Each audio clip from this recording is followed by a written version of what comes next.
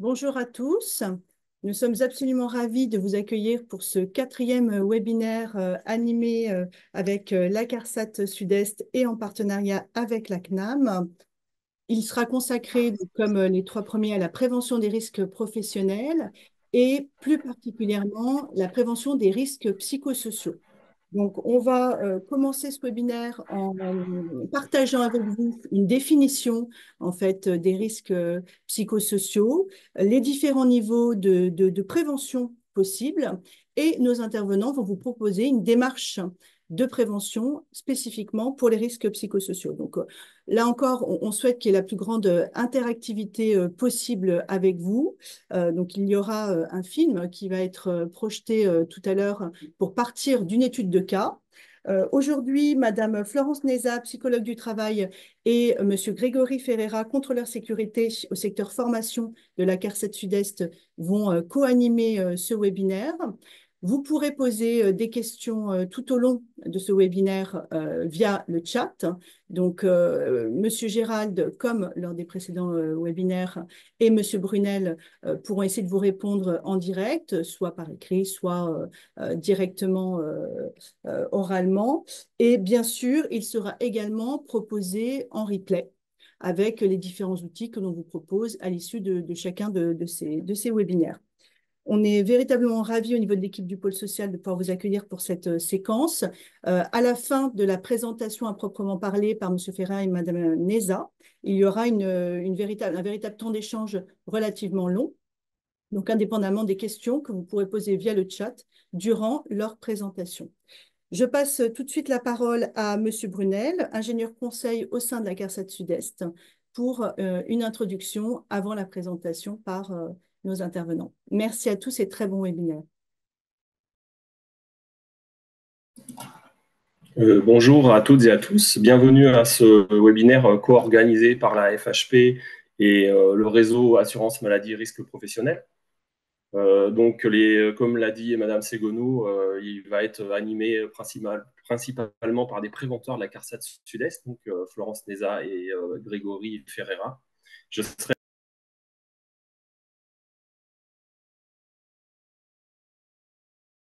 A disparu, Fabienne?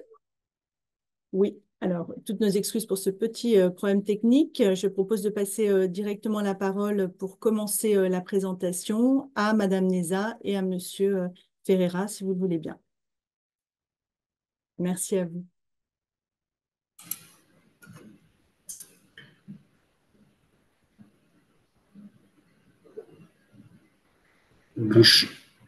Bonjour à toutes et à tous. Donc nous allons commencer ce webinaire et nous vous proposons en fait l'approche des risques psychosociaux en tant que risque professionnel. Pour cela, il est indispensable que la structure en charge de la prévention des RPS dans votre établissement puisse partager des notions communes. Donc nous allons articuler, comme l'a précisé Madame Séguenot, notre présentation du webinaire sous 3 temps. Donc nous allons partager des repères méthodologiques concernant la prévention des risques professionnels pour pouvoir agir en prévention des risques psychosociaux. Et donc le premier temps, ce sera de pouvoir définir les risques psychosociaux et de pouvoir partager les différents niveaux de prévention des risques psychosociaux. Dans un deuxième temps, nous allons ensuite envisager de vous présenter la démarche de prévention des risques psychosociaux telle qu'elle est préconisée par le réseau Assurance Maladie et Risques Professionnels et l'INRS, étape par étape, sur la base d'éditions documentaires que vous pourrez avoir à votre disposition à la fin de ce webinaire. Et nous allons l'illustrer à l'aide d'une étude de cas qui vous rapprochera de vos situations concrètes de travail et qui permettra une mise en réflexion des différents aspects de la prévention des risques psychosociaux. Donc, on peut faire défiler les présentations. Donc, on vous a présenté donc, le programme. Et le troisième temps de ce webinaire sera consacré à un temps d'échange. Donc, nous essaierons d'apporter des réponses ou des compléments d'information par rapport au temps qui nous est imparti. Donc, on espère pouvoir être le plus précis possible dans le complément d'information. Je laisse la parole à Florence Neza, psychologue du travail au sein de la CARSAT du Sud-Est. Bonjour à toutes, bonjour à tous. Donc Florence Neza, je prends le relais. Donc en fait déjà pour vous présenter un cadrage théorique qui va s'appuyer sur trois définitions qui vont donner des repères pour agir en prévention des risques psychosociaux et qui permettent aussi de voir l'évolution de la prévention des risques psychosociaux au fil du temps et comment ça a été pris en compte. Donc la première définition repose sur un collège d'experts et une agence européenne de Bilbao. Vous voyez que cette définition date de 2002, donc elle est assez ancienne. Elle a le mérite de préciser de façon assez synthétique de quoi nous parlons lorsque nous parlons de risques psychosociaux. Parce que c'est vrai que c'est un terme que l'on emploie très fréquemment, mais le mérite de ces définitions, c'est de pouvoir poser un cadre et de savoir de quoi on parle. Donc là, on est sur une définition synthétique. On parle donc de stress, de violence interne et de violence externe. La définition est assez courte. Elle permet déjà d'avoir un premier niveau de compréhension et un premier niveau de consensus dans le cadre d'un groupe participatif pluridisciplinaire qui déciderait de travailler sur ce sujet et d'agir en prévention. Donc, l'intérêt de sa définition, voilà, merci, elle met l'accent sur les différentes formes, les différents effets que peuvent prendre ces risques psychosociaux. Nous avons ensuite, nous vous proposons une seconde définition. Vous voyez qu'elle est un petit peu plus longue et un petit peu plus précise puisqu'elle elle émane du ministère du Travail. Donc, ce qui est important à retenir, on vous a positionné les choses en gras, c'est que nous sommes sur des risques professionnels qui, à ce titre-là, doivent être évalués au même titre que les autres risques. Et ces risques professionnels, ils peuvent porter atteinte à une intégrité physique, mais vous voyez qu'il y a aussi la notion d'intégrité à la santé mentale des salariés, et peuvent produire du stress, donc on est en lien avec la première définition, celle de Bilbao, du harcèlement, de l'épuisement professionnel, des violences au travail. Donc là, on a des effets, des conséquences qui sont un petit peu pêle-mêle. On verra au cours de la présentation, on aura à cœur de préciser ces effets et ses conséquences de façon à ce que la lisibilité soit plus précise sur une démarche à mettre en place. On peut parler de pathologies que peuvent entraîner ces risques psychosociaux qui sont assez larges. Vous voyez qu'on peut parler de dépression, de maladies cardiovasculaires. Donc, ce qu'il faut retenir, c'est que cette définition, elle met l'accent sur une atteinte à l'intégrité physique et mentale des salariés possible. Toujours, c'est toujours une probabilité. On est dans un regard et un domaine de la prévention. Et donc, c'est une liste qu'on peut retrouver sur la documentation de l'INRS. On peut continuer. Donc, nous avons ensuite une troisième définition qui ne va pas tarder à apparaître, j'imagine, qui est donc la définition d'un collège d'experts, cette fois-ci, donc qui a été piloté par deux personnes, Monsieur Golac et Madame Baudier. Et donc, en fait, ils ont été mandatés en 2010 par le ministère du Travail pour travailler sur le sujet et repérer de façon très factuelle et précise des facteurs de risque et des indicateurs. Donc, on nous dit dans cette définition que les risques psychosociaux sont définis comme des risques pour la santé mentale, physique et aussi sociale.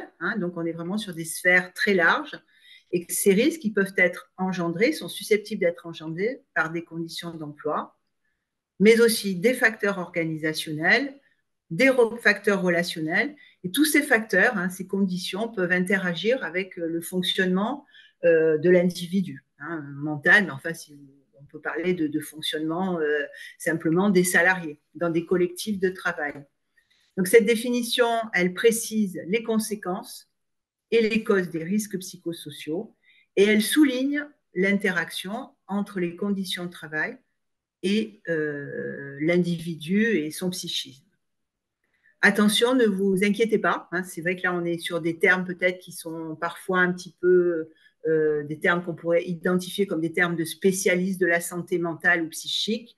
Vous allez voir au fil de notre présentation et surtout au travers de l'étude de cas que nous sommes sur des facteurs très concrets, très factuels et repérables dans le cadre d'une démarche qui peut s'apparenter à une démarche de conduite de projet. Donc, on vous propose de continuer sur une définition, cette fois-ci, qui est une synthèse et qui fait le lien entre les 3 définitions que nous avons présentées précédemment. Donc, ce que l'on peut retenir, en fait, c'est que les risques psychosociaux sont des risques professionnels. Là, nous sommes sur la définition 2 du ministère du Travail. Ces risques induits par l'activité ou générés par l'organisation et les relations de travail. On peut parler d'effets observables possibles. Donc, vous vous rappelez, là, on est sur la définition. La première, c'était Bilbao, le stress, les violences internes, les violences externes. Et on a donc cette probabilité d'apparition de conséquences sur la santé physique et mentale des salariés.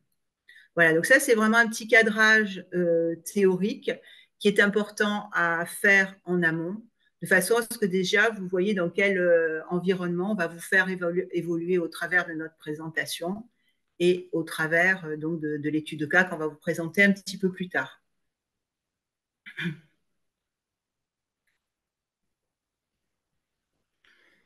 Donc, on souhaite vous présenter là un tableau sur lequel nous travaillons grâce à, on va dire, un travail qui a été réalisé en partenariat avec l'INRS. Et donc, en fait, ce tableau permet de définir, si vous pouviez revenir sur la slide précédente, s'il vous plaît. Merci. Ce tableau va définir et identifier le lien de causalité entre des situations de travail, des effets observables et des conséquences sur la santé. Nous vous présentons ce tableau sous cette forme puisqu'il permet vraiment d'améliorer la lisibilité de ce que sont les risques psychosociaux. Donc, en fait, vous allez voir qu'on va présenter différentes situations de travail avec des effets possibles et d'éventuelles conséquences sur la santé. Mais nous, ce que nous souhaitons, c'est qu'on puisse se focaliser sur les situations de travail qui exposent. Donc, la première situation de travail que nous souhaitons vous exposer, c'est celle qui concerne le travail qui déborde, avec donc des effets observables possibles en termes de stress chronique. Donc, vous voyez qu'en bas à droite, on vous a mis une petite icône qui est donc l'icône qui représente une animation que vous pourrez retrouver sur le site de l'INRS, mais que je pense la FHP aussi pourra vous partager avec tous les documents qu'on va présenter tout dans cet après-midi. Cette animation montre les conséquences qu'il peut y avoir donc, en termes de stress chronique, et on précise la différence entre le stress aigu, qui est un stress sur lequel on peut avoir ensuite une période de repos, et le stress chronique. Et donc, toujours pareil, ça sera la même démarche à chaque fois, le même process. On aura la situation, les effets, les conséquences sur la santé, sur lesquelles je ne m'étendrai pas, puisque bon, on a différents types de conséquences. Vous verrez en les lisant qu'elles sont assez variées. Elles peuvent engendrer, donc on peut parler de troubles musculo-squelettiques, on peut parler d'atteinte à la santé mentale, etc. Mais bon, moi, ce qu'on souhaite faire passer comme message, c'est vraiment repérer ce qu'il y a en amont, donc tout ce qui va concerner le travail qui déborde. On précisera après les différents items qu'on peut trouver dans le travail qui déborde. Là, on présente de façon un petit peu macro ce tableau. Donc, on va passer à la situation de travail 2, qui est donc le travail qui, cette fois-ci, oppose à l'extérieur. On va parler de violences externes. Donc, ces violences, elles peuvent prendre la forme d'injures, de menaces, d'incivilité, et avec comme effet la peur et un comportement d'évitement de la tâche. Il peut y avoir des conséquences aussi comparables à celles des violences internes qu'on a vues précédemment et du stress post-traumatique. On va ensuite présenter la troisième situation de travail. Donc là, on est sur le travail qui oppose et on va parler cette fois-ci de violences internes. Donc vous voyez que les effets sont identifiés de la même façon que pour les violences externes. On a tout ce qui va concerner les conflits, les agressions. De l'isolement, par contre, ça c'est en lien avec des violences internes et la difficulté d'appartenir à un collectif qui peut engendrer des conflits qui ne sont pas nécessairement arbitrés. Et donc, les conséquences sur la santé, on a des problématiques qui peuvent toucher des accidents cardiovasculaires, des symptômes chroniques, de la dépression et toujours cet état de stress post-traumatique. Donc, c'est vrai qu'il est vraiment important de pouvoir repérer en amont ces situations de travail. Et donc, on va vous donner des clés pour les repérer de façon à ce qu'on puisse y être le plus en amont et éviter les conséquences là qu'on précise sur la santé. La quatrième situation de travail va concerner cette fois-ci le travail contre éthique, donc qui va engendrer possiblement de la souffrance éthique, donc le travail contre éthique qu'on peut retrouver dans votre secteur d'activité, mais qu'on peut retrouver aussi dans tout type de secteur, même des secteurs industriels. Donc, c'est vraiment tout ce qui va mettre en inadéquation les règles de valeur professionnelle d'un salarié et, on va dire, les exigences liées à la tâche. Les conséquences sur la santé sont aussi identifiables. Donc, je vous avais parlé tout à l'heure d'un document INRS. Donc, ce document s'appelle le TP13. Et donc, dans ce document, vous trouvez les conséquences sur la santé des différentes situations de travail que nous vous exposons et, on va dire, les correspondances plus ou moins affirmées en lien avec des enquêtes qui ont été menées auprès de salariés, des enquêtes épidémiologiques.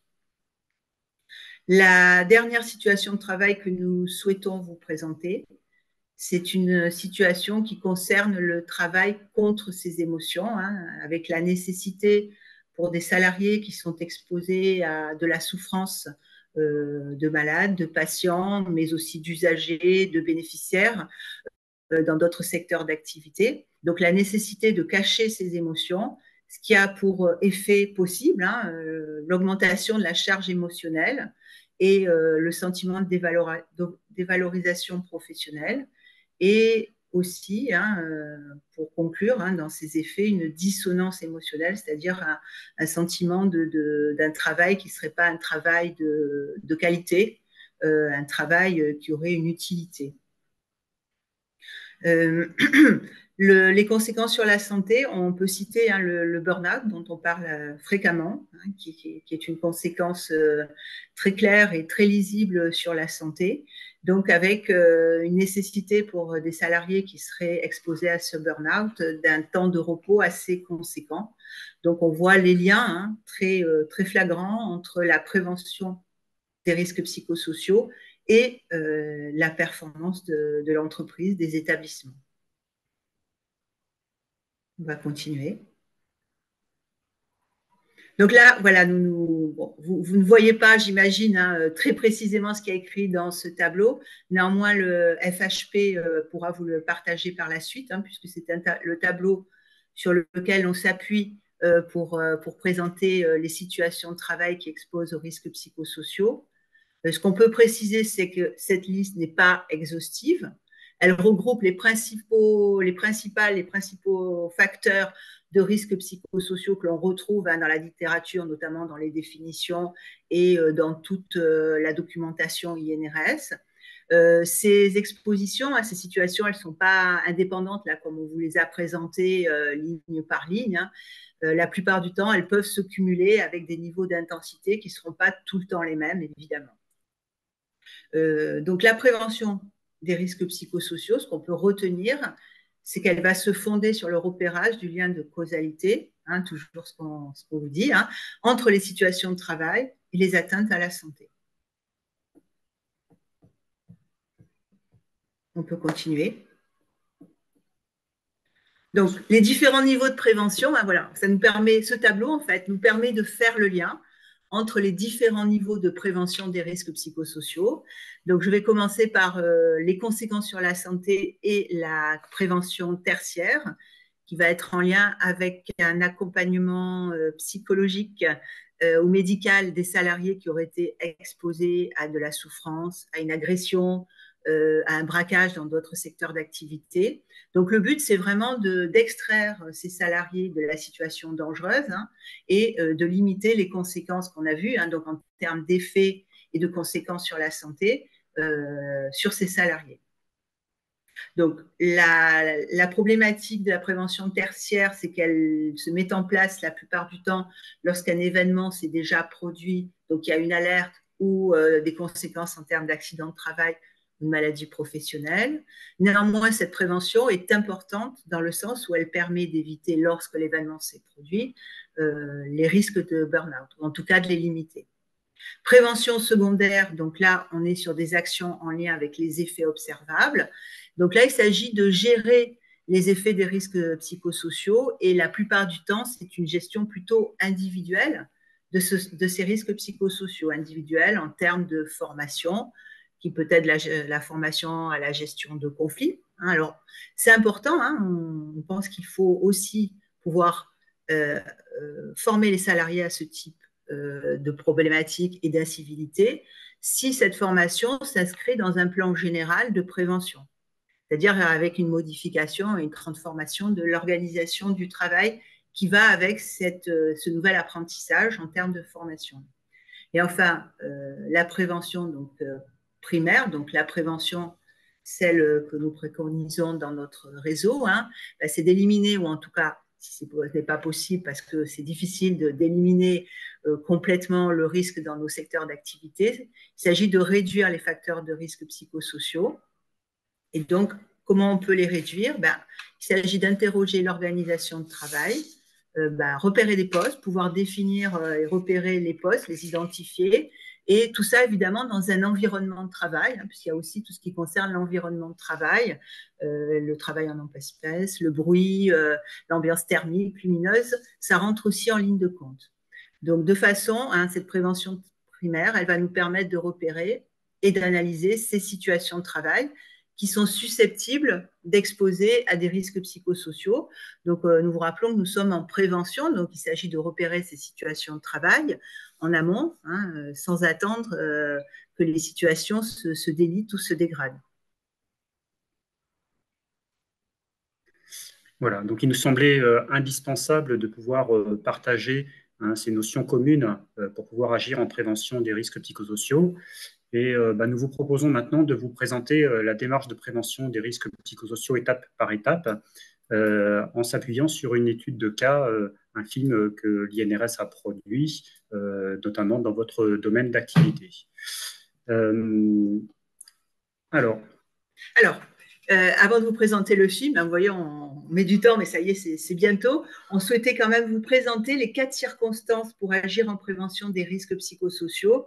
Alors, c'est une brochure de l'INRS qu'on vous donnera ensuite en référence, mais qui est plus récente que les autres et qui a donc une volonté, dans cette brochure, on a identifié une volonté de repérer la circonstance dans laquelle vos établissements vont être ou seront lorsqu'ils vont rentrer dans la démarche de prévention des risques psychosociaux. Traditionnellement, nous sommes plutôt, en tout cas lorsque nous intervenons nous sur le terrain, dans les 2 dernières circonstances, donc qui sont la circonstance en lien avec une alerte et celle à une atteinte à la santé déclarée en accident de travail ou maladie professionnelle. Et nous, ce qu'on va vous présenter aujourd'hui, il s'agit de la seconde circonstance, évaluer les risques psychosociaux dans des situations de travail qui sont existantes. Mais il est tout à fait possible d'évaluer ces risques psychosociaux lorsqu'il y a des projets qui vont modifier, transformer les conditions de travail, l'organisation du travail, lorsqu'il va y avoir des changements. Donc, les 4 circonstances, c'est un repère pour déjà identifier où vous êtes de votre ligne du temps, on peut dire, dans la prévention des risques psychosociaux. Mais néanmoins, ces 4 circonstances ont toutes pour objet de vous faire agir en prévention des risques psychosociaux, même les 2 circonstances en lien avec une alerte et une atteinte à la santé déclarée. Donc, nous allons pouvoir vous présenter la démarche étape par étape. Vous retrouverez donc tout ça dans un document, une édition documentaire de l'INRS, la 6349. Mais quelle que soit la circonstance qui nous amène à agir en prévention des risques psychosociaux, l'enjeu est d'identifier les facteurs de risques psychosociaux présents dans les situations de travail. Donc, elle va s'inscrire dans un processus de travail collectif qui nécessite un temps de préparation. Donc, nous vous proposons de faire un petit zoom sur les différentes étapes de la phase de la démarche de prévention des risques psychosociaux. Donc, dans un premier temps, nous allons nous intéresser à la phase de préparation de la démarche de prévention des risques psychosociaux. Les questions à se poser, c'est peut-être de savoir qui est impliqué dans votre structure le choix des membres de l'équipe, des acteurs internes qui composeront le groupe en charge de la prévention des RPS dans votre établissement, mais également la possibilité de faire appel à des ressources complémentaires, des acteurs externes. Oui, alors nous animons en fait à ce sujet, nous animons deux réseaux de consultants, le réseau I3R PACA et le réseau I3R Corse. Donc nous les animons avec d'autres partenaires institutionnels que sont l'inspection du travail, la MSA, la RACT PACA notamment. Et en fait, ces réseaux, ce sont des acteurs qui sont formés et experts et compétents pour agir sur le sujet. Donc, après avoir identifié les acteurs impliqués et leur rôle, vous pourrez aussi, en lien avec votre évaluation des risques professionnels et votre document unique, choisir vos unités de travail, les périmètres d'action. Également, choisir les outils que vous avez utilisés pour pouvoir analyser les facteurs de risque des situations de travail repérées. Et puis envisager également la formation des personnes ressources pour qu'elles puissent partager des notions communes pour pouvoir agir en prévention des risques professionnels. Et le réseau INRS Assurance Maladie Risques Professionnels déploie des dispositifs de formation en appui avec des organismes de formation habilités. Et vous pouvez faire appel à ces formations pour pouvoir monter en compétence les personnes au sein de vos établissements. Mais pour que l'évaluation des facteurs de risque psychosociaux aboutisse à un plan d'action ciblant les situations de travail, un certain nombre de règles encadrant la démarche doivent être définies et validées en amont. Donc, on aimerait bien faire un petit zoom sur ces règles, donc ces conditions sociales qui seront des conditions de réussite à votre démarche de prévention. Bon, alors rien de nouveau par rapport à ce qu'on vous a présenté jusqu'alors, mais on souhaitait appuyer sur ces règles. Vous voyez qu'il y a 3 petits points, ça veut dire que vous pouvez en définir d'autres aussi. Donc, nous, ce sont les règles qui nous paraissent essentielles. Donc, la démarche qui doit être centrée sur le travail et l'organisation du travail. Évidemment, un engagement, une implication de la direction à des étapes clés de la démarche, notamment la phase de lancement, la phase de restitution de l'analyse et de l'élaboration du plan d'action dans le cadre de la validation. Une démarche participative qui va permettre d'associer les instances représentatives du personnel dans le cadre de groupes de travail pluridisciplinaires et évidemment tout ce qui va concerner la mise en place d'un cadre protecteur de la parole de façon à ce que les salariés puissent s'exprimer le plus librement possible sur le travail réel qu'ils effectuent dans le cadre de leur mission, dans les missions qui leur sont confiées. Voilà, donc ça veut dire instaurer un climat de confiance, ça prend du temps, ça ne se décrète pas. Il y a des aspects qui sont importants à mettre en place, comme peut-être un cadrage par la direction et le groupe de travail de la démarche, de pouvoir peut-être communiquer largement sur la démarche, mettre en place des conditions sociales et techniques qui vont offrir un cadre protecteur suffisamment pour que la démarche puisse prendre racine et que le terreau soit suffisamment fertile pour pouvoir arriver à des plans d'action qui correspondent à des situations de travail vécues par les salariés. Donc, la deuxième étape va consister en l'analyse des situations de travail réellement vécues par les salariés. Pour cela, le choix méthodologique va dépendre des compétences disponibles, de la taille de l'établissement et de son contexte. Donc, vous allez pouvoir peut-être mener des entretiens individuels, collectifs ou sous forme de questionnaires. Il y a différentes modalités pour pouvoir repérer des situations de travail en lien avec les risques psychosociaux et analyser les facteurs de risque.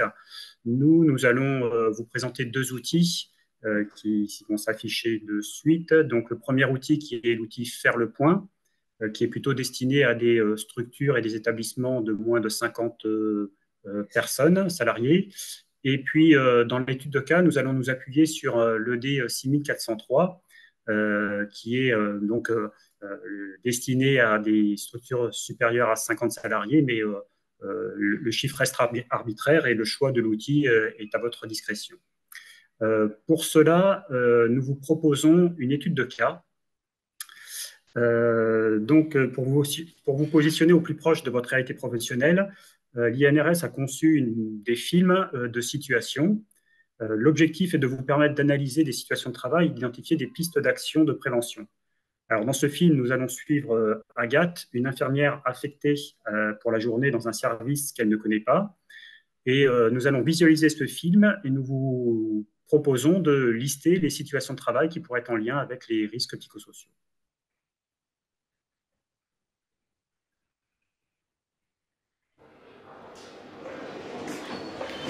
Et pour Monsieur Leroy, on en est où?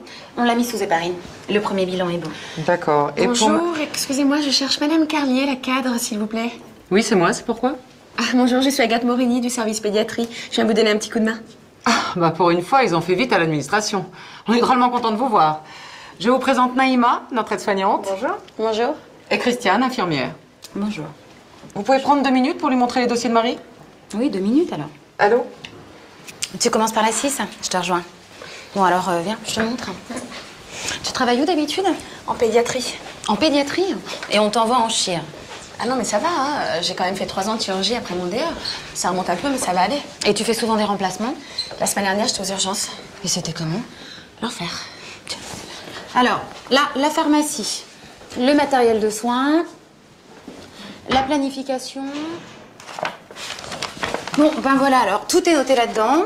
En gros, tu devrais t'en sortir. Hein. Ça doit être à peu près les mêmes fiches que dans ton service. Dis-moi, je vois prépa-coloscopie. C'est quoi, là, votre prépa-coloscopie? Alors ça, faut que tu regardes dans les protocoles. Les classeurs sont là. Hein, okay. Ça va aller? Oui, je vais me débrouiller, merci. Bon, bah alors, à tout à l'heure.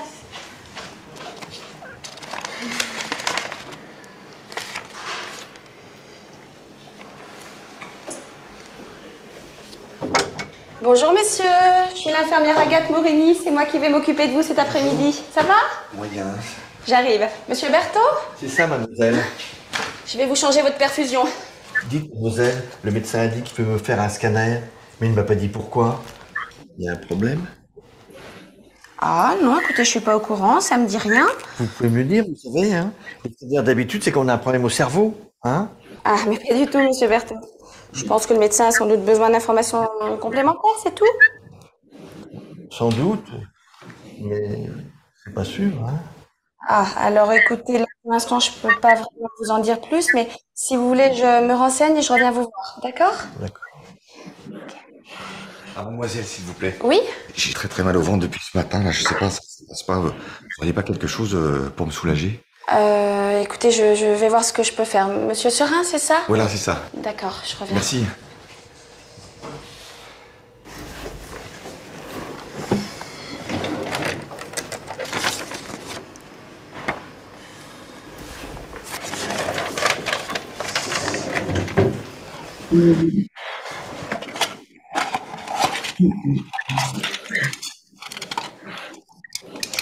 Excuse-moi, l'Inexium, c'est bien l'équivalent du Mopral? Oui, c'est ça, oui. Parce que là, j'ai du 20 mg dans une boîte de Mopral 10. Oui, c'est ça, c'est l'équivalent. L'Inexium 20, c'est du Mopral 10. Ah, donc en fait, pour un Mopral 20, il faut 2 Inexium 20. Voilà. Il y en a beaucoup des comme ça? Pas mal, ouais. Ça change tout le temps. Oui, allô? Oui? Ah oui, très bien, d'accord, j'arrive tout de suite. Bonjour. Bonjour. Qui c'est qui s'occupe de Madame Rodier ici? Madame Rodier, elle est dans quelle chambre? Bah, la 3. Bah, en principe, c'est moi. Qu'est-ce qui ne va pas? Mais c'est ma mère qui va pas. Elle a chopé un de vos trucs, là, une nozo machin. Pareil qu'on peut crever avec ces saloperies. C'est comme ça qu'on fait les gens ici. Écoutez, je suis désolée, je suis pas vraiment au courant. Mais si vous voulez, Vous êtes pas au courant? Vous êtes son infirmière et vous êtes pas au courant? Mais c'est quoi cet hôpital? Vous savez que je peux vous faire un procès, moi, hein? Non mais monsieur Rodier, c'est pas la peine de vous énerver, Je m'énerve si je veux d'abord, et tu me parles pas comme ça! Et t'es qui, toi? Parce que là, tu commences à me chauffer! Monsieur Rodier? Bonjour, je suis Olivia Carlier, la cadre du service. Vous venez pour votre mère, c'est ça? Oui. Bon, il y a eu des complications, mais c'est sans gravité. Alors, j'ai son dossier dans mon bureau, si vous voulez bien me suivre. Tenez, monsieur Serin, ça va vous soulager. Merci.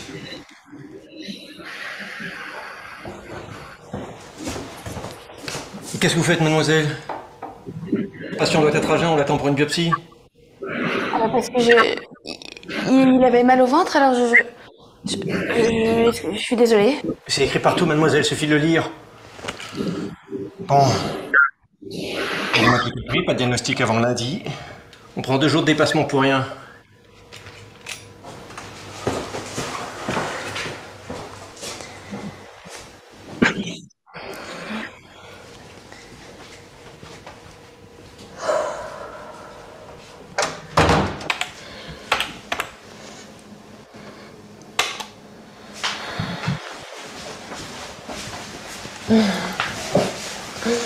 Dure journée. Ah oui, j'en ai connu des meilleurs. Eh, t'en fais pas pour monsieur ça. C'est un filou, il l'a fait exprès. Il savait très bien que tu devais être à jeun, mais il a peur des anesthésies. Mais comment tu sais ça, toi? Bah, il me l'a dit l'autre jour pendant la toilette. En fait, c'est la toilette, hein. Tu sais tout sur tout. Tu l'as pas dit au médecin? Bah non, pourquoi? Oh, faut que j'y aille. La chambre de Madame Viera à refaire. Elle est décédée ce matin. On vous l'a dit? Ah non, pas du tout. Elle était gentille. Elle avait même pas l'âge de ma mère. Tout mettre au propre, allez hop, au suivant. Tu veux que je te donne un coup de main? Tu ferais ça? Bah, évidemment. Oh, je vois bien. Allez, c'est parti, va.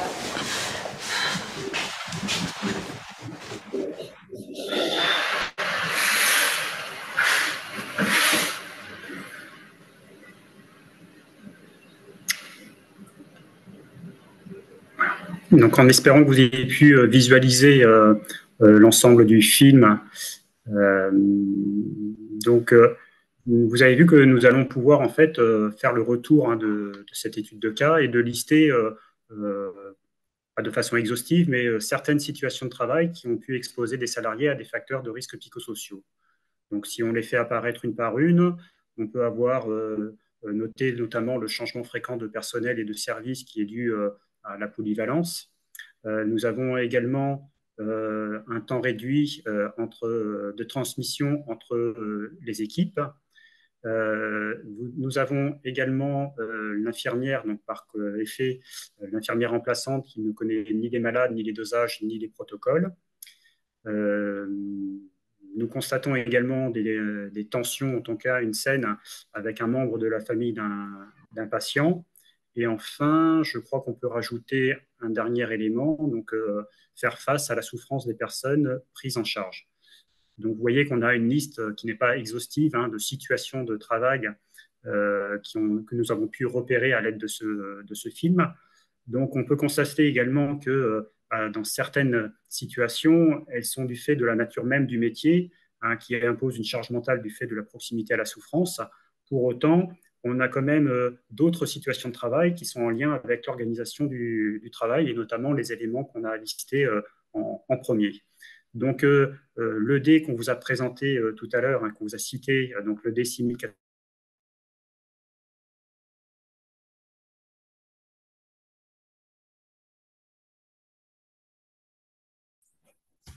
Ok.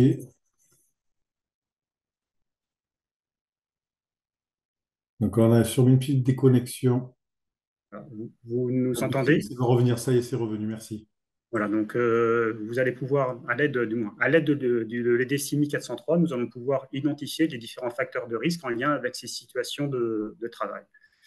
Donc cette ED sera à votre disposition à la fin du webinaire. Vous pouvez également, sur le site de l'INRS, télécharger une application en lien avec cette ED.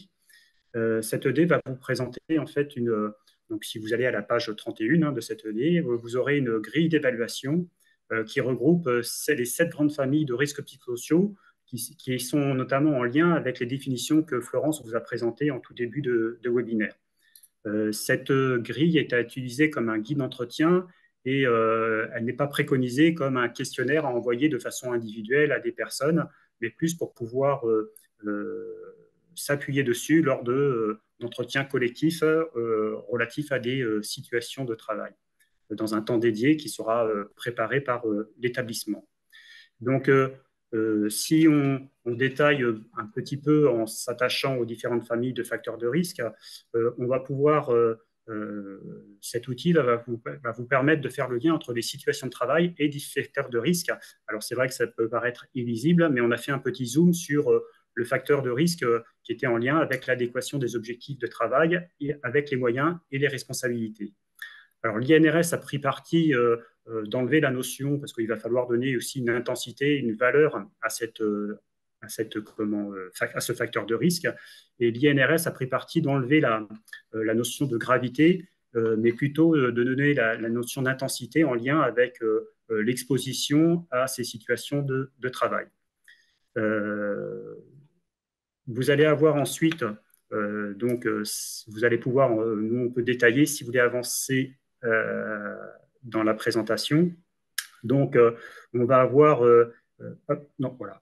On va avoir les différents, donc on a listé, c'est vrai que ça paraît difficilement lisible pour vous, mais vous l'aurez sur la présentation hein, qui sera disponible par la FHP, mais on va mettre en avant différents facteurs de risque en lien avec les situations de travail que nous avons listées, notamment sur une famille qui était l'intensité et la complexité du travail, et également sur la charge l'exigence émotionnelle. Ce qui est important à noter également, c'est qu'on peut mettre en avant des facteurs de risque, mais aussi des facteurs protecteurs. Oui, donc les facteurs protecteurs, là, vous avez sûrement dû les identifier, les repérer dans le petit film qu'on vous a passé. Hein. On est sur un soutien de la cadre. Hein. Vous savez, quand la personne se fait agresser par le fils de la patiente, et aussi un soutien entre collègues hein, qu'on remarque à différents moments de l'activité de cette infirmière remplaçante. Donc c'est vrai que c'est important hein, de repérer justement tout ce qui existe en termes de fonctionnement positif, de pouvoir l'identifier et éventuellement de le capitaliser pour le transférer dans d'autres unités, évidemment si cela se prête à l'activité. Donc voilà, on voulait aussi mettre l'accent sur ce point-là, c'est-à-dire que depuis qu'on a démarré notre présentation, on parle de risques psychosociaux, d'effets de conséquences délétères sur la santé, mais vraiment, on souhaite vous faire passer ce message de l'importance de repérer ce qui fonctionne bien dans vos établissements et vraiment de repérer tout ce qui concerne ce soutien social. Donc, si on passe la présentation, donc logiquement dans une démarche de prévention, donc après avoir préparé la démarche et analysé, repéré les situations de travail et analysé les facteurs de risque, vous allez aboutir à un plan d'action qui sera d'autant plus concret et opérationnel que l'analyse aura permis de faire le lien entre les facteurs de risque psychosociaux et les situations concrètes de travail. Tout cela hein, pour faire le lien avec ce qu'on vous a présenté, notamment sur les différents niveaux de prévention. Le véritable enjeu pour les établissements est de se positionner sur le champ de la prévention primaire et de pouvoir analyser les situations de travail et les facteurs de risque et le niveau d'intensité de ces facteurs de risque en lien avec des situations de travail concrètes. Donc, l'ED 6403 vous propose ensuite une trame qui est intéressante, mais que vous avez sûrement déjà, mais qui précise donc les facteurs de risque que vous avez repérés dans vos situations de travail. Donc, quelles sont les situations de travail évoquées, de pouvoir de façon collective se mettre d'accord sur un niveau d'intensité de risque. Vous avez une colonne qui vous permet aussi de mettre en avant des actions de prévention qui existent déjà dans vos établissements. Et puis, quelles sont les actions retenues par l'entreprise, le délai de réalisation et les personnes en charge de la réalisation. Donc là, concernant cette étude de cas, on a mis en évidence le facteur de risque 3, qui était l'adéquation des objectifs de travail avec les moyens et les responsabilités, et puis celui qui est commun à beaucoup d'établissements, donc la confrontation à la souffrance d'autrui. Les situations de travail en lien avec ces facteurs de risque, donc c'était notamment en lien avec le temps de transmission réduit entre les équipes et la prise en charge de personnes malades. Donc, ce qu'on pourrait envisager, ça serait de mettre en pratique et de mettre des réunions pluridisciplinaires qui permettraient une passation des dossiers pour avoir une prise en charge globale du patient et que notamment des infirmières remplaçantes ne soient pas dépourvues ou ne puissent pas apporter de réponse à des questions en lien avec la prise en charge des patients. Et puis, ça permettrait aussi de créer des temps d'échange et collectifs pour soulager une partie de la souffrance et du stress. Donc, ce sont que des exemples. Hein. Vous pouvez, après, c'est vrai que là, on vous donne des exemples, mais c'est aussi à vous, dans le cadre de vos activités, de vos missions, de votre travail, de ce que vous allez repérer sur le terrain, d'identifier des actions qui seront parlantes. Là, voilà, nous, on a brainstormé un peu pour trouver des actions qui nous paraissaient cohérentes par rapport à ce que nous avons repéré dans ce petit film. On ne travaille pas dans le secteur médical, donc peut-être que vous avez bien évidemment d'autres idées, d'autres solutions et d'autres actions à apporter, hein.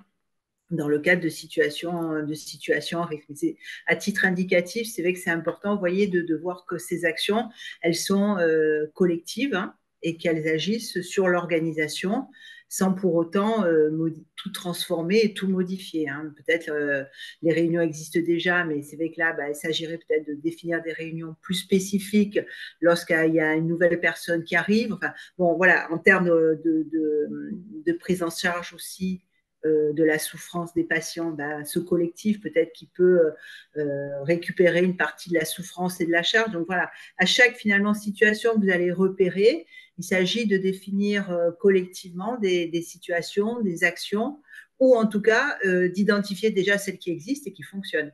C'est pour ça qu'il y a la colonne avant celle des actions retenues par l'entreprise, qui déjà vous permet de lister l'existant. Parce que souvent, dans les établissements, dans les entreprises, des choses sont faites, mais il n'y a pas nécessairement le temps qui est pris en amont pour déjà lister tout ce qui est fait, l'identifier, le capitaliser. Donc, c'est vrai que c'est une première étape qui est aussi importante que le travail de préparation dont on vous a parlé tout à l'heure. Enfin, pour boucler la boucle et finir cette démarche de prévention, hein, qui doit vous rappeler votre démarche de prévention des risques professionnels, hein, et d'évaluation des risques professionnels, il va falloir suivre et évaluer les actions qui vont être mises en œuvre, reboucler avec les équipes, tout ça dans une démarche continue d'amélioration des situations de travail. Avant de passer à un temps d'échange, on souhaitait vous présenter les différentes productions de l'INRS et du réseau Assurance Maladie Risque Professionnel sur lesquelles on s'est appuyé pour faire ce webinaire. Donc là, il s'agit de la ED 4700. Donc c'est un catalogue, un format très, très petit, très facile à transporter, mais qui permet de classifier toutes les productions de l'INRS, hein, aussi bien en termes de brochures, dépliants, affiches, et vous allez voir que la production est très riche et elle vous permet ce catalogue vous permet de piocher différentes ressources en fonction des besoins que vous allez avoir, hein, dans vos établissements. On a ensuite donc la petite animation dont on vous a parlé tout à l'heure qui concerne les mécanismes du stress au travail. Elle est intéressante à passer dans le cadre d'un groupe de travail. Ça permet d'identifier des choses, d'en discuter ensemble, de confronter les représentations et les perceptions. Et donc, on a une vidéo qui a été faite aussi par l'INRS spécifique dans votre secteur d'activité. Et donc, c'est de cette vidéo qui est extraite le film Agathe qu'on vous a présenté précédemment.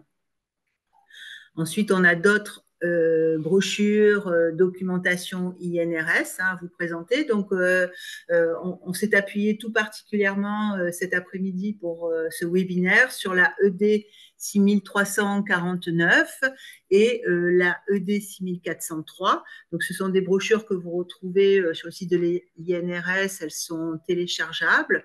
On a l'outil Faire le point, risques psychosociaux, qui est donc spécifique au secteur médico-social associatif.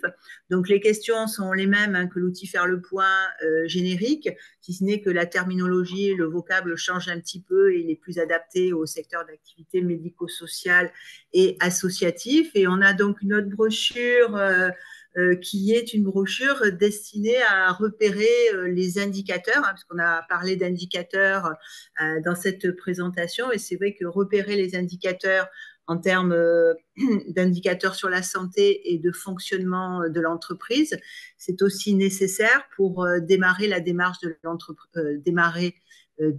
la démarche de prévention, savoir où on en est lorsque la démarche débute, et permet aussi d'évaluer et suivre l'efficacité et la pérennité du plan d'action. Donc des indicateurs en termes d'absentéisme, de turnover, mais vous verrez qu'il existe beaucoup d'autres indicateurs aussi, hein, qui sont intéressants à identifier. C'est toujours pareil, c'est à titre indicatif, ça veut dire qu'il est important que vous trouviez du sens aux indicateurs qui sont proposés dans cette brochure. Il ne s'agit pas de tous les récupérer et de tous les travailler, il s'agit vraiment de repérer des indicateurs qui vont vous sembler parlants, qui vont vous accompagner tout au long de la démarche, de façon à ce que vous puissiez identifier en termes qualitatifs et quantitatifs les effets positifs de votre démarche sur la prévention des risques psychosociaux. Donc la FHP a listé l'ensemble des productions. Donc je pense que c'est la présentation suivante. Donc là, vous avez des liens qui ont été créés. Donc vous allez pouvoir directement avoir accès aux liens en cliquant sur les différentes brochures.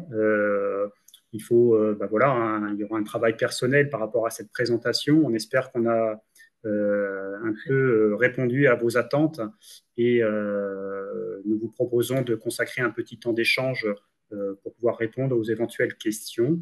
Et on vous remercie pour votre participation. Merci beaucoup.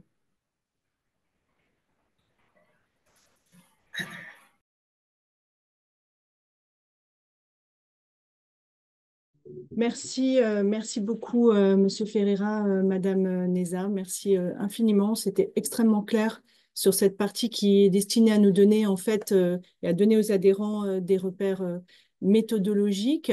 Alors, on vous transmettra bien sûr la présentation, comme ça a été précisé, et également un lien vers le réseau des CARSAT, parce que finalement, on est là sur des repères méthodologiques, mais comme ça a été dit en cours de présentation, il est tout à fait possible que vous ayez besoin, voire même de manière presque systématique, d'un accompagnement externe, et notamment le réseau des CARSAT peut vous accompagner.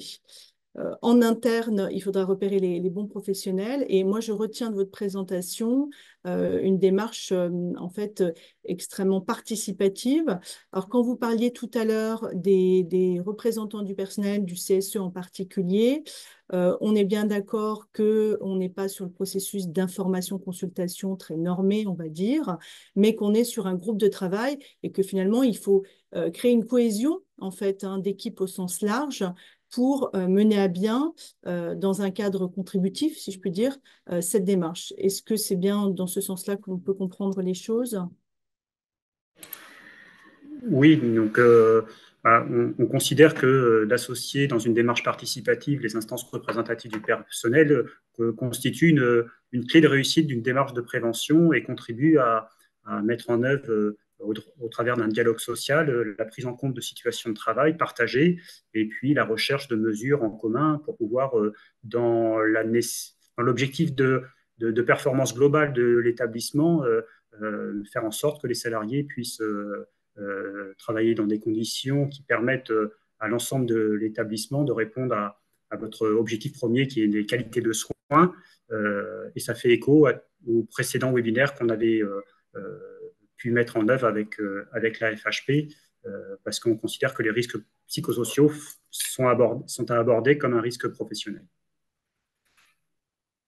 Et quelquefois, c'est aussi à travers ces instances représentatives du personnel que des liens sont créés avec les salariés et libèrent la parole plus facilement et donnent accès justement à des situations critiques qui n'ont pas été encore évoquées à la direction, par exemple. Donc, c'est un faisceau aussi pour capitaliser et recueillir la parole des salariés sur des problématiques qu'ils gardent pour eux ou qu'ils ont du mal à partager pour de multiples raisons. Et notamment quand on parlait des acteurs de la prévention, et ça fait partie des webinaires précédents aussi, c'est sur l'animateur prévention dans le sanitaire médico-social. Il y a un pan dans sa formation où justement on va utiliser l'outil Faire le point pour appréhender les risques psychosociaux. Alors c'est vrai qu'il y a un point essentiel qu'on pourrait retenir aussi, c'est qu'on voit on a un paysage d'outils qui nous est proposé, de méthodologie aussi. Donc après, il y a une constante aussi qu'on doit avoir, ça a été dit pendant la présentation, c'est que c'est vraiment le travail qui fait mal. Donc c'est ce qui va nous rassembler et montrer du doigt le problème et s'affranchir de la problématique d'individus, souvent où il aurait dû faire attention, on aurait dû faire pas mal de choses. En fin de compte, ce qui s'est passé, c'est que c'était le travail qui faisait mal. Donc, pour l'image qu'on peut donner souvent, c'est de se mettre les personnes une assise à côté de l'autre sur la table et regarder le travail en face. Notre élément aussi de facteur de réussite, c'est de créer les conditions sociales et techniques Voilà, c'est peut-être pas simple, c'est pas besoin d'être un grand nombre au regard du sujet à traiter. Néanmoins, il faut quand même avoir des conditions qui puissent porter le projet de manière positive. Et souvent, les conditions techniques, ça peut être tout simplement réserver une salle. Ça peut être les conditions sociales, ça peut être aussi avec son chef d'équipe, de dire voilà, tel jour à telle personne, il y a tel salarié qui va venir travailler dans le groupe de travail et il faut qu'il soit remplacé. Donc voilà, c'est pas forcément des grandes actions. C'est peut-être avoir un paperboard, c'est peut-être avoir un ordinateur mis à disposition. Voilà, donc c'est ces conditions aussi qui créent les facteurs de réussite de votre projet. Alors moi, j'ai une question aussi, monsieur Gérald et messieurs, dames. C'est au sujet de notre contexte particulier au niveau ressources humaines. C'est-à-dire que vous savez qu'on est en tension RH, enfin, l'établissement vive en fait une pénurie de soignants très importante. Et on pourrait se dire, est-ce que c'est vraiment possible de mettre en place une démarche, je veux dire, aussi efficiente que celle que vous expliquez, que vous affichez, dans ce contexte-là? Parce que vous le disiez tout à l'heure, à l'issue de la projection du film, il y a certes des risques qui sont intrinsèques plus ou moins à l'activité, en fait, au travail, et puis d'autres pour lesquels on peut mettre en œuvre des mesures, entre guillemets, je dirais, palliatives, protectrices, etc. Mais c'est vrai que moi-même, quand on a préparé ce webinaire, je vous ai dit, voilà, on est dans un contexte de pénurie, enfin, les établissements sont victimes, en fait, du manque de soignants formés, et donc, bien qu'on agisse les uns et les autres sur ce sujet de la formation pour avoir un nombre de professionnels suffisant, eh bien, effectivement, la pénurie crée de l'absentéisme, crée de la pénurie et des conditions de travail qui peuvent être difficiles. Donc, en fait, malgré ce contexte-là, ce que vous nous dites, c'est qu'il y a un certain nombre de mesures, comme vous disiez, Monsieur Gérald, qui peuvent être relativement simples, comme vous dites, des conditions sociales et techniques que l'on peut réunir, malgré ce contexte difficile, en fait, pour les établissements, qui permettraient donc d'améliorer finalement la situation de travail et de prévenir les risques psychosociaux. D'autant plus que bon, faut aussi se rassurer en fonction des trois situations potentielles, que ce soit lié au stress, soit aux violences internes ou externes.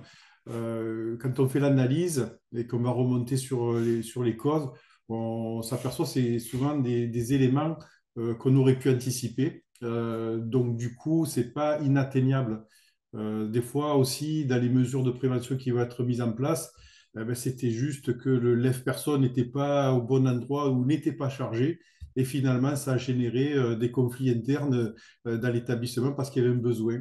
Et du coup, ça fait apparaître quoi dans notre évaluation du risque, qui est aussi en lien avec l'attractivité des métiers, c'est que des équipements techniques à demeure dans les chambres peut être aussi une forme de solution justement pour éviter certains risques psychosociaux liés au matériel ou à l'organisation avec les plannings à 12 heures. Enfin, voilà, on ne va pas développer, mais c'est des points sur lesquels on peut travailler.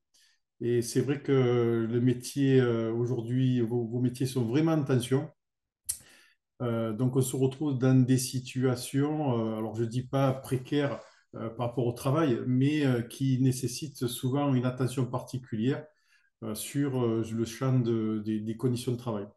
Donc oui, il ne faut pas en avoir peur, il faut juste avoir la voilure adaptée et le message positif qui va avec. Alors, si on comprend cette interrogation, elle est tout à fait légitime, hein. La présentation du webinaire, c'était une présentation un peu générique pour vous présenter des repères méthodologiques.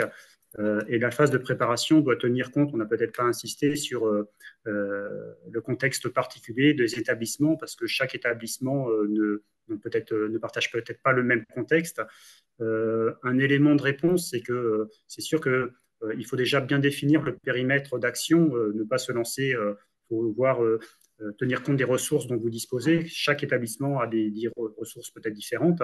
Et puis, surtout, c'est que si on arrive à vraiment transformer les situations de travail et avoir des mesures qui ne coûtent pas trop, mais sont plutôt de l'ordre de l'organisationnel, ça peut avoir un effet sur la problématique que rencontrent beaucoup de secteurs d'activité, pas que le vôtre, sur la notion d'employabilité et d'attractivité comment faire venir des personnes compétentes en lien avec vos métiers ou de garder les personnes. Alors, c'est vrai qu'on n'avait pas des réponses spécifiques, hein, c'était juste pour vous partager avec vous des repères et des pistes et comment aborder la prévention des risques psychosociaux qui, malheureusement, peuvent contribuer à la baisse de l'activité, du moins, de la productivité, pas la productivité, mais de la performance des établissements.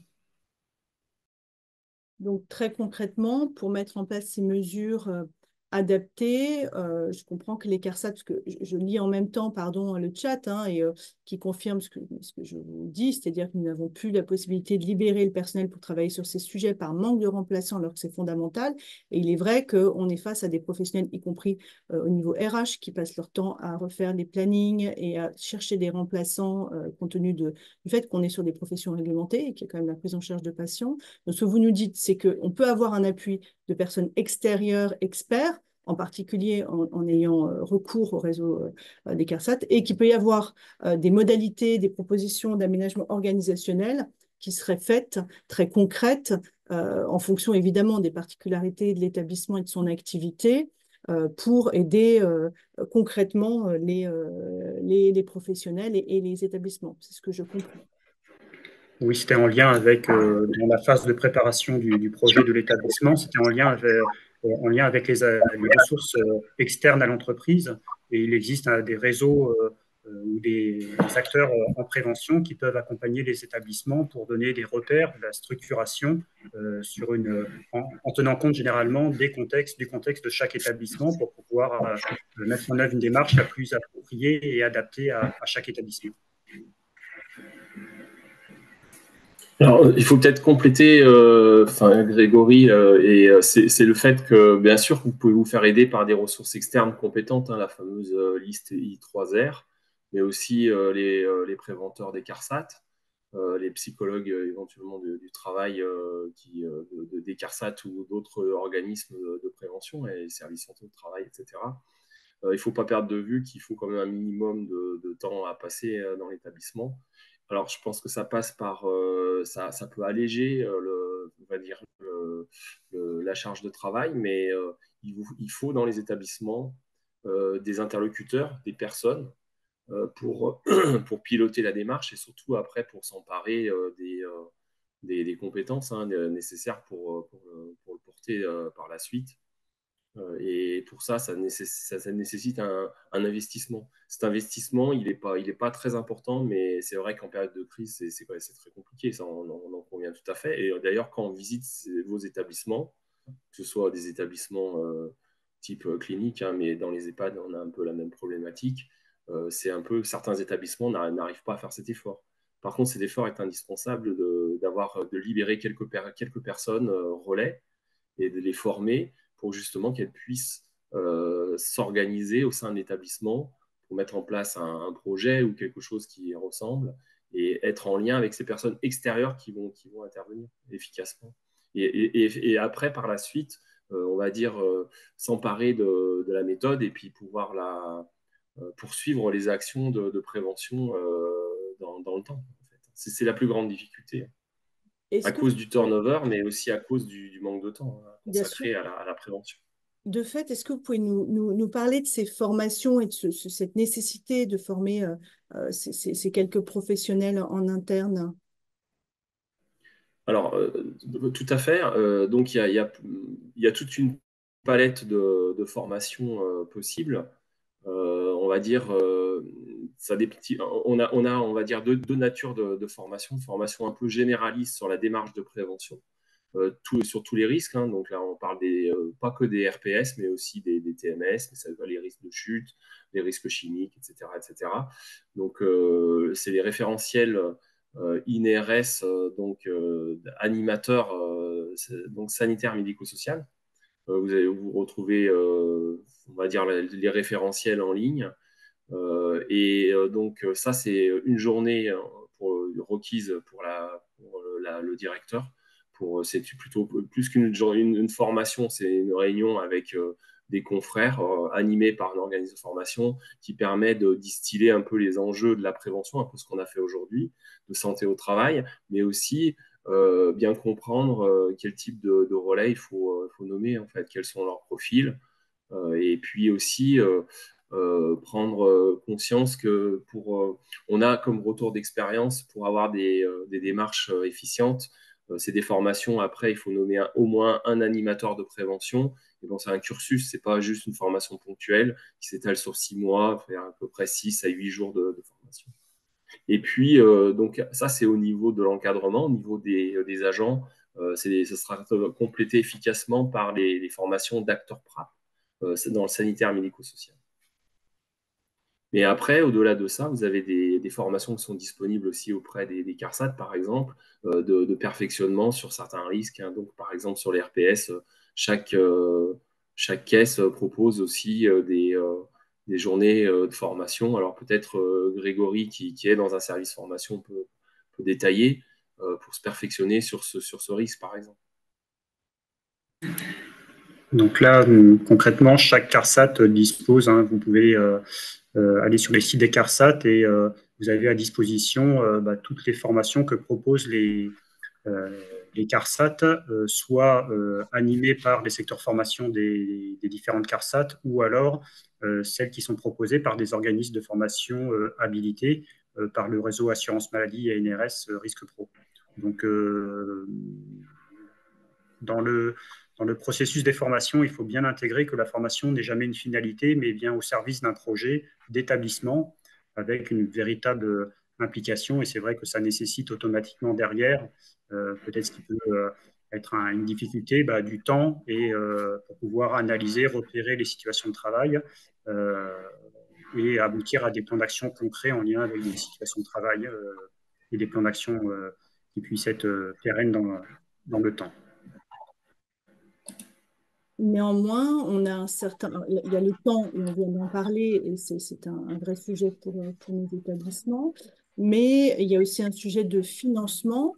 Et là, on voit concernant le financement qu'on a de plus en plus, je dirais, de dispositifs, puisque finalement, vous allez nous en parler, il y a les CNO, mais il y a aussi le fameux FIPU. Et puis, je voulais rappeler, après que M. Brunel ait parlé des formations que nous avons au niveau des fonds conventionnels, donc mis en place par notre accord de 2021 sur la formation. Nous avons, vous le savez, une enveloppe qui correspond à 20% de ces fonds conventionnels qui est dédiée en fait, à des formations, à la prévention des risques professionnels et à la QVCT, donc incluant ce sujet qui a fait l'objet du webinaire de ce jour, des RPS. Donc, je vous engage à avoir recours à ces différents dispositifs. Je vais laisser la parole, bien sûr, à la CARSAT sur le sujet CNO et FIPU. Mais en ce qui concerne spécifiquement les formations à la prévention des risques ou à la QVCT, on a une enveloppe pour gérée par notre OPCO, hein, que vous connaissez, qui est consommée. Donc, et on a ouvert un peu plus, lors du conseil d'administration d'hier, j'en profite pour vous en informer, l'accès des établissements à cette enveloppe. Donc, je vous engage vraiment à envelopper les salariés dans le cadre de ces formations via un financement dédié. Je vous passe la parole peut-être à l'un ou à l'autre pour nous parler de la CNO et du lien qu'on peut faire avec le FIPU également. Alors, Alain Brunel, et puis après on verra à l'autre. Donc, en fait, je vais essayer d'être synthétique parce que c'est vrai que c'est assez complexe. Donc, si on veut des détails, je pense que le mieux, c'est d'aller sur nos sites, hein, sur le site des caisses. Donc, ce sont des aides financières qui sont nationales. Donc, c'est le même dispositif qui est disponible auprès de chaque caisse parce que c'est les caisses qui les instruisent, mais c'est un dispositif national. Donc, comme vous l'avez dit, Madame Ségono, il y a deux natures d'aide. Hein. Donc, le contrat de prévention, qui est rattaché à la Convention nationale d'objectifs qui a été signée par vous-même et les organisations professionnelles et la Caisse nationale. La limite, alors là, ça s'adresse aux établissements qui ont un projet complet de prévention. Hein. Ce n'est pas juste un axe, par exemple, je veux acheter un équipement, je veux financer une formation ou alors financer un consultant. Ça va être un projet global et c'est un diagnostic qui est fait par un préventeur d'une caisse régionale, d'une CARSAT, un CRAMIF ou caisse générale de sécurité sociale. Donc, ça passe par un accord, hein, c'est un contrat, ça passe par un accord entre le besoin d'établissement et puis le diagnostic qui est fait par le préventeur. Et surtout, ça s'adresse aux entreprises de moins de 200 salariés. Donc, quand on dit entreprise, c'est pas établissement, c'est bien entreprise. Ça veut dire qu'il faut vérifier l'effectif, l'éligibilité auprès de la caisse. Et déjà, par exemple, si vous avez un sirène, un numéro de sirène avec 300 salariés rattachés au même numéro de sirène, vous n'y aurez pas droit. En fait. Voilà. Donc, et pour compléter ce dispositif quand même qui est très intéressant parce qu'il couple un accompagnement financier, un accompagnement technique par un préventeur de la CARSAT, ça veut dire que vous bénéficiez aussi des ressources du préventeur de la CARSAT. On a un fonds qui s'appelle le FIPU, qui est très récent, hein, qui a été mis en place en avril dernier, et qui, lui, est ouvert à toute taille d'établissement. En fait. Donc, ça, c'est le côté intéressant. Mais par contre, c'est une aide financière dont les modalités sont disponibles en ligne, qui n'est pas dépendante d'un diagnostic qui est fait par un préventeur, donc ce qui est assez ouvert, il y a pas mal de choses finançables. Et là, ça peut être one shot, hein, c'est-à-dire je veux financer une aide technique, je veux financer une prestation par un consultant. Ça peut être aussi des formations. Et ça peut monter jusqu'à 70% de la prestation. Je pense que ce qu'on peut dire, on va dire de façon un peu synthétique, parce qu'autrement, après, on rentre dans les détails de modalités. Après, on peut répondre aux questions aussi. Et il faut se rapprocher des caisses hein, pour ça. Je pense que c'est le plus simple. Et aussi, il y a une autre aide qui est disponible, qui n'a pas été évoquée, mais qui s'adresse aux entreprises de moins de 50 salariés. Donc là, je pense que ça va concerner très peu de cliniques. Voilà. Et qui est spécialisée sur le financement alors, ça s'appelle une subvention prévention de TPE et qui est spécialisée dans le financement du diagnostic ou de l'accompagnement par un consultant sur les RPS, hein, sur le thème des RPS. Donc, c'est vraiment en ligne, c'est vraiment en rapport avec le webinaire. Là. Mais par contre, encore une fois, c'est moins de 50 salariés, donc je pense qu'il y a très peu d'établissements qui seront concernés. 50 salariés rattachés au numéro 6. Et ça, c'est disponible aussi, vous pouvez les consulter sur nos sites. Donc, les modalités sont en ligne. Là, c'est pour ceux qui ont droit, c'est intéressant parce que c'est 70% aussi de prise en charge. Les contrats de prévention, c'est un peu moins, mais c'est variable selon les caisses, alors que les autres aides, c'est vraiment unifié, quoi. On vous rappelle régulièrement hein, ces règles, en particulier celles afférentes au FIPU, dans la newsletter RH du 5 avril, puisqu'il faut rappeler que c'est un peu particulier, il faut quand même déjà avoir fait la dépense pour pouvoir bénéficier du fonds. Bon, donc je me permets de le signaler, parce que peut-être tout le monde n'est pas au fait sur ce sujet. Et par ailleurs, sur les intervenants extérieurs, finalement, est-ce qu'on peut aussi utiliser ces fonds, les intervenants qui permettraient de soutenir les établissements, puisqu'on voit bien que la pénurie en ressources humaines ne leur permet pas toujours de libérer le temps nécessaire, même si on a bien saisi le fait qu'il fallait de toute façon un investissement en temps hein, en interne. Mais le financement des intervenants extérieurs, est-ce qu'il répond aux mêmes règles que les actions de formation ou le financement d'aide technique Je crois que c'est prévu, hein, la prestation aussi d'un consultant. Mais vous faites bien de préciser que c'est vraiment c'est la différence. Pardon? C'est pour des diagnostics, tout à fait. Le diagnostic, tu confirmes, hein, Frédéric, hein, mais le diagnostic, il est prévu.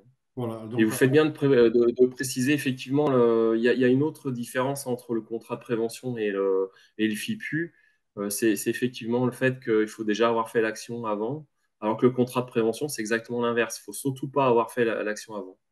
Hein, donc, mais le contrat de prévention, c'est très intéressant parce qu'on peut vraiment faire du sur-mesure. et accompagner sur au moins 2 années l'établissement. Le FIPU, c'est plus des actions, des demandes de financement plus ponctuelles. Mais c'est des demandes de financement après avoir fait en présentant les factures. Alors là, on parle des factures de l'année en cours, parce que si vous présentez une facture d'il y a quelques années, ça n'a peut-être pas marché d'il y a 3 ans, mais de l'année en cours. Voilà, il y a aussi des règles de cumul. Bon, il y a des règles d'éligibilité. Tout ça, c'est très réglementé. Il faut être très rigoureux quand on monte un dossier, surtout sur le FIPU. Voilà. Donc, sur le contrat de prévention, il y a des filets parce qu'il y a un dialogue qui s'établit. Là, avec le FIPU, c'est des services administratifs qui traitent ça. Et il faut vraiment rester bien dans les règles qui sont indiquées sur les documents qui sont disponibles en ligne. Avec Donc, il la faut liste prendre du temps restrictive, pour bien détailler.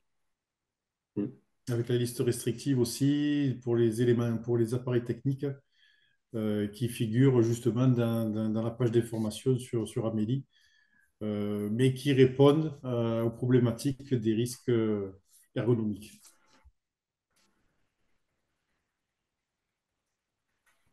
Donc, et c'est vrai que le FIPU aujourd'hui, il y a une particularité, c'est pour les établissements de plus de 200 salariés ETP. Aujourd'hui, la CARSAT ne peut pas répondre à ces établissements pour des aides financières sous forme de contrat de prévention, par exemple. Et le FIPU prend le relais aujourd'hui avec ses particularités, certes. Néanmoins, l'enveloppe budgétaire est ouverte au plus de 200 et je pense que c'est une bonne nouvelle pour les cliniques et hôpitaux de manière générale, parce qu'aujourd'hui, les actions de prévention étaient supportées par l'établissement tout seul avec ses deniers. Donc là, ça montre aussi que voilà, la prévention, elle est au bénéfice de tout le monde et même en fonction de sa taille d'établissement. Il y a juste au niveau des financements, je crois qu'on est à 70 000 euros sur 4 ans pour les moins de 200 et pour les plus de 200, c'est 25 000 euros de participation. Et on a un point aussi, un point qui peut être intéressant. On a parlé de l'animateur prévention. Dans le FIPU, il y a une ligne sur ce poste-là, justement, pour financer le salaire du préventeur, avec quelques prérequis, notamment sur le contrat de travail et sa feuille de mission, pour s'assurer quand même qu'il est bien dans le cadre et qu'on, malgré toutes les difficultés qui ont été évoquées, il a un peu de temps ou il a du temps pour travailler sur ce poste-là, des fois à temps plein parce que l'organisation a souhaité vraiment mettre l'accent sur ce poste. Mais il y a aussi cette opportunité de prendre. Madame Segono a parlé de l'OPCO santé. Oui, c'est aussi très important, son implication. On en a souvent beaucoup échangé et c'est une très bonne nouvelle aussi pour les établissements parce qu'il rentre dans les formations prioritaires. Et donc, voilà, on affiche bien notre volonté sur l'organisation de travail, mais elle se concrétise par les offres de formation qui sont soutenues par la FHP. Donc voilà, une très bonne nouvelle aussi. Alors, pour répondre à la dernière question, c'est vraiment les dépenses de l'année. On ne peut pas remonter l'année qui précède. Et c'est des clôturés c'est des, on va dire, c'est des opérations dans l'année en cours. En fait. Et attention aussi, peut-être un petit conseil, c'est faut mieux s'y prendre sur la première partie de l'année, parce qu'en fin d'année, il y a un risque de manque de budget, en fait. Ce qui n'est Alors, pas le c'est cas vrai que encore aujourd'hui. la question qu'on pose souvent, c'est oui, mais c'est par exemple pour les EHPAD ou des établissements où il y a un animateur prévention, mais qui n'est pas écrit dans son contrat de travail. La notion de contrat de travail pour le FIPU, c'est pour dire qu'il est bien salarié de l'entreprise. Voilà, c'est pas une notion de indiquer dans le contrat de travail que c'est un préventeur. C'est ce qu'on nous a remonté comme info. Non, c'est qu'il est bien salarié de l'entreprise, quoi. Donc, il peut bénéficier de cette aide. Quand on fait la demande, c'est toujours mieux d'étoffer et d'étayer sa demande avec des éléments tangibles. Par exemple, la feuille de mission, puisque des fois, on nous dit est-ce que ça va arriver jusqu'à la feuille de poste? Ben, pas forcément, malgré tout, si on peut y associer un plan d'action ou une feuille de route annuelle avec des étapes clés qui sont conduites par l'établissement en accompagnement avec l'animateur, ben, c'est tous les éléments d'appréciation qui vont permettre de concrétiser cette aide financière FIPU. Oui, alors juste pour compléter, parce que Monsieur Gérald, vous m'y faites penser, en fait, au-delà du fait que nous avons, via le CL locaux, ouvert Donc, sans plafond en nombre de demandes, l'accès donc, aux formations, prévention des risques professionnels et QVCT pour les moins de 300 via une délibération prise à l'EcoSanté et ouvert également pour les plus de 300. Alors, il y a une limitation, mais c'est quand même 12 actions individuelles et ou 6 actions collectives. Donc, vous voyez qu'il y a une ouverture pour vous permettre d'aller plus loin dans ces formations. Et en plus, il va y avoir une annexe à cette délibération qui liste les formations. Parce que, à titre indicatif, bien sûr, pour ne pas être contradictoire avec l'accord de branche qui vous laisse plus de liberté. Et il y a notamment la formation que vous citiez, animateur dans le secteur, animateur préventeur SMS. Donc, je voulais quand même vous le signaler. Donc, on a finalement un panel de formations que vous pourrez et que vous pouvez retrouver d'ores et déjà même. Et on a des moyens qui, quelque part, se multiplient via, certes, le PCO, mais aussi via le PUPU et via la CNE. Je crois qu'il y a une question également. La lettre de mission peut donc suffire quelque part. Là, vous avez un peu répondu, je pense, Monsieur Gérald. Alors, cette annexe, ces informations vont vous être diffusées dans la newsletter de cette semaine, voilà, qui partira ce soir, notre newsletter RH, où demain, c'est tout prêt, c'est suite au conseil d'administration de l'OPCO-Santé d'hier. L'objectif étant, n'étant pas de faire des réserves sur les fonds conventionnels, mais de vous permettre effectivement de bénéficier de financement de ces formations directes avec le sujet de ce jour et de ce webinaire. Je ne sais pas s'il y a d'autres questions ou d'autres précisions que vous souhaitez apporter, messieurs, Madame Néza. Il y a peut-être un point d'attention qu'il faut avoir aussi, c'est que bon, les risques psychosociaux sont des risques comme les autres, donc ils doivent être appréhendés de la même manière, mais on sait que c'est quand même particulier.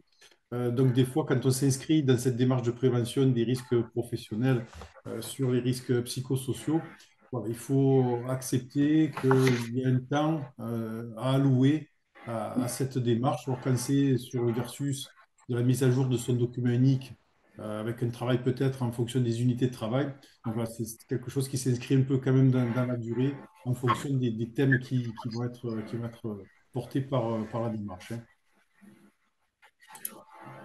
Mais excusez-nous, nous avons été déconnectés. Nous, ce qu'on espère, c'est qu'on ait pu faire passer des messages opérationnels, concrets, dans un temps qui est relativement restreint, puisqu'habituellement, on a l'habitude de faire passer ces messages au moins sur une journée dans le cadre de formation à destination d'inter-entreprises ou d'intra-entreprises.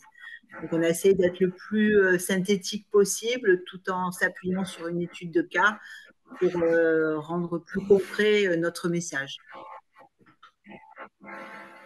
Écoutez, nous, on a trouvé que vos interventions étaient extrêmement claires et de grande qualité, malgré le temps qui vous paraît court.